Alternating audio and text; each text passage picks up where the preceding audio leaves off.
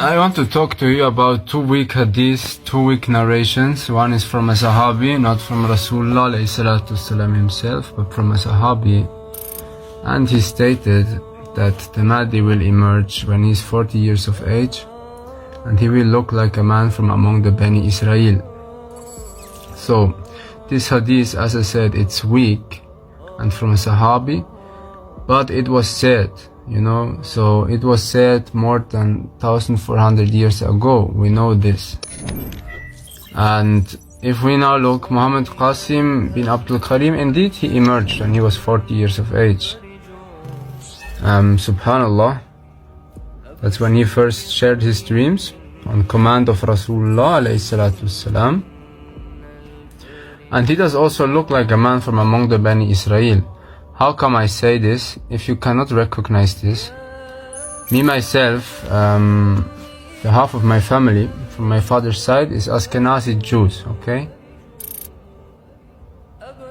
So I know what I'm talking about. I know my uncles, I know the friends of my family, how they look like, and also how they behave. And I can confirm really to you that Muhammad Qasim does, subhanallah, does indeed really look like a man from among the Bani Israel, and also kind of act similar to them.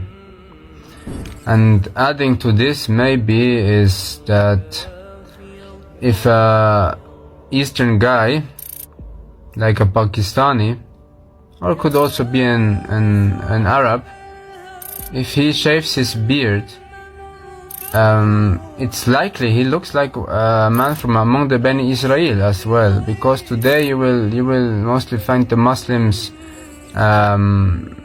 generally speaking, having beards, due to religious reasons. And from among the Jews and the Christians, you find mostly the Orthodox who keep these traditions, and the others not necessarily, not, at least not in the same quantity as the Muslims do. So from that point of view, we can also say if for the fact that Muhammad Qasim shaves his beard, that makes him also look from among the Bani Israel. And I would wonder how he looks like wearing a beard, how he does look then. Adding to that, the Christians are the Europeans, right, normally today, and the Jews and the Muslims, in other way, the Bani Israel and the Arabs, they are both Semites. They are Semitic tribes, both coming from Ibrahim alayhi salam through Ishaq and Ismail. So it means they are even cousins. They have the same background, come from the same place. So it's not far that they also do look similar. So from that I can indeed affirm that although this hadith was said to be weak from the scholars, subhanallah, it came true, it came true. And weak hadith is only as long weak as it doesn't prove true, right? But if it proves true, then it's true, and as I said, for the fact that it was said, ask yourself how come this Sahabi comes on this, if it's not totally fabricated. And even if it was fabricated, if you say it was fabricated, how did he know this, So subhanallah, it's true, brother, it's true. And the second hadith is from Rasulullah ﷺ, also weak hadith. And in this hadith, he also mentions the Mahdi will emerge when he's 40 years of age, with a face like a shining star, and he would look like a man from the Bani Israel. And adding to the difference to the other hadith of the Sahabi is that the Rasulullah ﷺ said in this hadith, he has a black mole on his right cheek.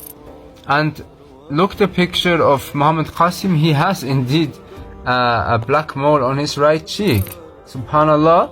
And I don't even know if he had a full beard, if you could see this black mole, right?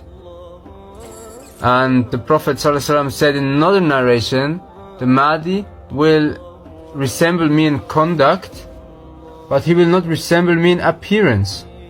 So this can also be an indication that the Mahdi indeed will not have a beard, or at least in the beginning not, as Rasul ﷺ had. He had a thick beard.